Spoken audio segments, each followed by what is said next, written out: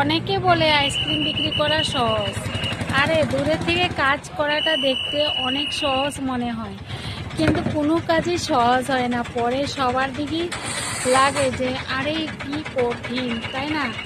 যে কাজটাই করো সেটাই হচ্ছে কঠিন। কিন্তু সবাই বলে যে কাজটাই করে দেখতে লাগে সহজ, করতে কেমন লাগে, ধোঁয়া বেরিয়ে যাবে। বুঝতে পেরেছো তো? ধোঁয়া বেরিয়ে যাবে, গাড়িটা ঠেলে ঠেলে আপ উঠাতে হয়, এরকম আপগুলো উঠাতে হয়। তো আপগুলো উঠানো কেমন সহজ, এটা যে করে সে বুঝে, তাই না? আর সবারই কাজ, সবাই যে বলে আইসক্রিম করা একদম মামুনি।